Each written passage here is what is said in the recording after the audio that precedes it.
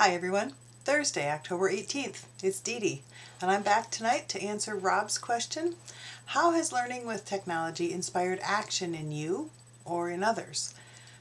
Just for starters, my participation in this vlog group is a result of technology inspiring action in me. I see this as a real opportunity to try new delivery methods of information and engage with classmates, and it's been very interesting. You know, along the lines of the discussion we had in class the other day, in the early years of blogging, it was just assumed that certain people didn't blog. I sort of feel the same way about YouTube. You know, this is early in my adaptation of the technology, and you know, certain people ought not be on YouTube, but hey, here I am. Just don't tell my family and friends, okay? It's like, reminds me of about 25 years ago when I was moving to New York City, and it was known among my friends, and they said, Dede in New York? What's wrong with that picture? Sort of feel that way with me and YouTube, but technology has inspired me to take action, so here I am. So back to Rob's question, learning with technology, learning to use technology has absolutely inspired action in me and helped me to inspire others to take action with technology also. My prime example this week is using LinkedIn. As you all know, I work in career services at the university, trying to help students follow their passions and get into careers and develop career paths. LinkedIn has been a great help. So let me describe how it's been working for me.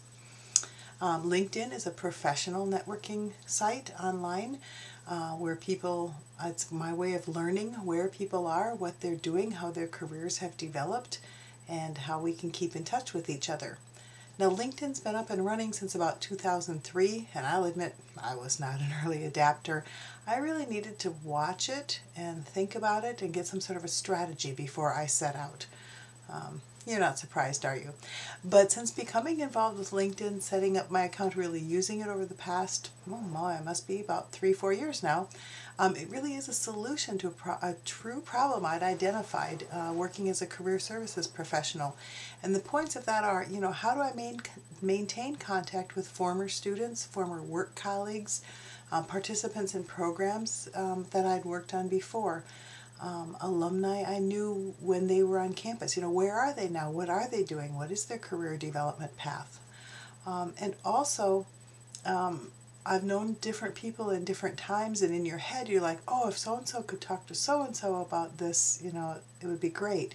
So LinkedIn has really provided a fabulous venue for that to happen. And most importantly, now that I've got my LinkedIn account set up, I'm able to help current students connect with all of my former contacts, and it's been very, very, very helpful. So in my role as Career Services Advisor, I interpret that as one who can facilitate contacts and help others learn about career paths and perhaps career opportunities that are available to them. So here's how LinkedIn worked for me. I set up my profile. Mine's actually really basic. You go on linkedin.com, you'll find me there. You know, I have a job, so I didn't see a need to set up a profile, you know, forward-looking, trying to build a real strong online reputation for those purposes. But I do want a profile that's going to help people understand where I've been and in what ways I might be helpful. Once I had my profile set up, then I reached out to some of the folks I wanted to reconnect with. And started, you know, I was really quite selective when I started. I looked first for personal and professional contacts and reached out to them, invited them to be part of my group, and they did. And then I reached out to alumni from the early years in the programs when I worked in business career services, were my next level of connections. And it was just amazing how quickly people responded and sincerely. I sort of thought, oh yeah, right, you know, here I am sort of begging, will you, you know, be my professional contact? People, you know, the responses were very short, a little bit like a Twitter. I think it's 140 characters or something in the first response that you get, but it worked out so nicely. And once I was connected with a few people that especially the alumni in the programs, the people they were connected with could see that I had connected, and they reached out to me and said, hey, I'd like to be connected with you too. It kind of snowballed. A couple of rules I had: I do not request connections with current students. I find that inappropriate. for an administrator to reach out to a student. However, if a student that I have worked with and I feel I understand and know how they would use my connections through LinkedIn, if that student asks me to connect, then yes, I accept their request to connect. And another rule I have, because I work on the student side of career services, I do not intentionally connect with recruiters. There are different ways to do that. I don't think it would be appropriate for my LinkedIn account to help students get to recruiters. There's a whole different system for that. So I had to think that through too. But basically, by having all of these contacts on LinkedIn, I have human resources that I can connect students with.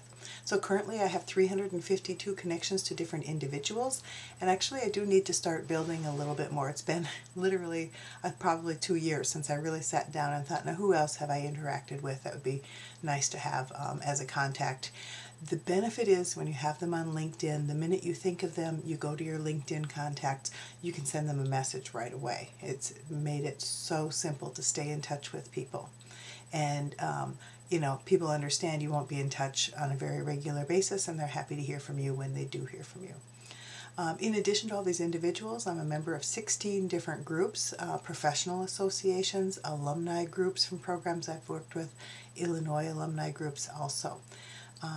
The groups provide another way to stay involved in the professional conversation, stay current on topics, for example, and give back when I can contribute to the discussion. So that's kind of where I'm at with LinkedIn and how it's helped me. So I guess the challenge today is to inspire all of you to take action, to use LinkedIn if you're not currently, to develop your professional contacts. If you've never used LinkedIn, Google it. There are lots of tips out there. You'll find tips on building your profile. If you are ever in a situation where you're searching for a job or some career opportunities or looking for examples of how people's careers in your professional field have developed, LinkedIn is absolutely wonderful to do this. Online, by the way, you'll find some tutorials how to use LinkedIn. LinkedIn itself puts out free monthly 60-minute webinars, such as LinkedIn Job Search Fundamentals. There are also blogs, articles. One of the leaders in the field is named Lindsay Pollack, Lindsey Pollack. She's got all sorts of material out there. One of them is like 5 steps to a fantastic LinkedIn profile. And Lindsay herself is a great blogger. So if you're ever in the job market or if you have friends who are in the job market, that's one to follow. She has authority on the topic. In this short post, I haven't even mentioned a fraction of the features of LinkedIn. For job seekers, you can find contacts in the companies you're applying to. You can see if they're a first-degree connection or a second or a third-degree connection. You can find alumni from your college who might lead you to companies you haven't even heard about. If you look on the company pages on LinkedIn, you can see all sorts of information about their new hires. Where they've come from, what kind of skills they bring to the job. That can really give you a lot of helpful information if you're interested in joining that company. And oftentimes recruiters are engaging potential candidates in discussions on their LinkedIn pages also. So those who are interested in jobs there would be wise to get involved in those conversations. So that's it. Hope that's been helpful to you. Thanks for the question, Rob. It's been fun to answer, and I look forward to hearing everyone else's responses.